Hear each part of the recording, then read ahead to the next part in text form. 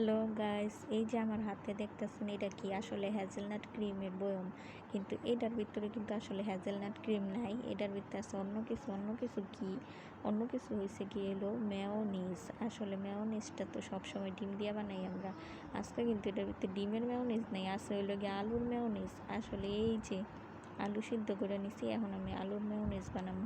এই যে এখানে নিয়ে নিছি চিনি, রসুন, আর হয়েছে গেলো শুকনা মরিচ, গোলমরিচ, তারপরে লবণ, এগুলো আমি নিয়ে নিছি। এখানে নিয়ে নিছি হচ্ছে সয়াবিন তেল, আর হয়েছে গোলানো দুধ, গুঁড়া দুধের আমি গোলাই নিছি। তো এখানে এক চিলতা লেবু নিয়ে নিছিলাম, লেবু আমাদের ঘরে আসছিল না, তো টোকা টাকা যা পাইছি তাই আর কি লইয়া লইছি। তো এই যে সব কিছু আমি এখন ব্লেন্ডার করে নিব। আসলে ব্লেন্ডার কইরা তারপরে প্রমাণটা পাবো, কারণ এতদিন বয়ে বয়ে এই রেসিপিটা ট্রাই করি না, একটা যদি না হয়। কারণ আমি আবার একবার যে কোনো রেসিপি বানাইলে বেশি একটা ভালো হয় না, 2-3 বার বানাইলে পরে ভালো হয়। তো এই জায়গায় এই লেগা বয়ে বয়ে এতদিন ট্রাই করি না। এই মেয়োনিজটা কিন্তু অনেক দিন ধরে বাইর হইছে, সবাই কিন্তু এতদিনে হয়তো বানাই লাইছে, আমি মনে হয় বানাইনি।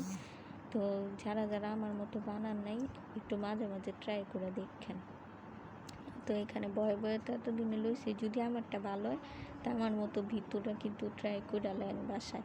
এই যে এখানে ব্লেন্ডার করতেছি, আসলে ব্লেন্ডারের জারটা লাগাইতে, মোটকাটা লাগাইতে আমি ভুইল্লা গেছিলাম গা, কারণ মোটকাটা হালকা করে লাগানো ছিল। তো এখানে আবার ভালো করে লাগাই নিতেছি, লাগায় ব্লেন্ডার করে দেখবে। এই যে কত সুন্দর মেয়োনিজ হয়ে গেছে গা। এত সুন্দর মেয়োনিজটা আমি বানাইছি, তাও আবার ফার্স্ট টাইম।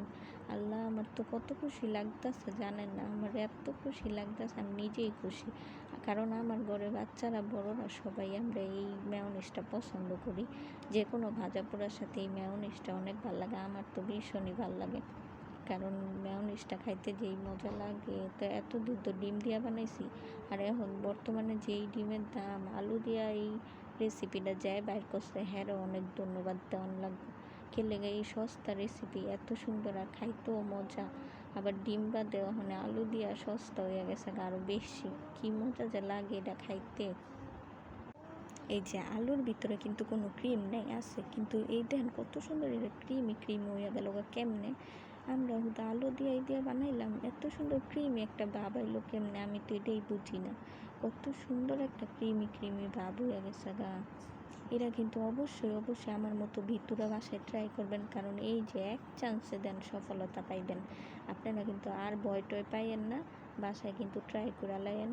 অবশ্য বেশিরভাগ মানুষ ট্রাই করে লাইছে, আমি হয়তো একলা ছিলাম, কিন্তু জানি না অনেকে আবার আমার মতো আছে না। তো এই যে কাচের বয়মে আমি এখন ডাইলা নিমু, কাচের বয়মে পরিবেশন করলে কিন্তু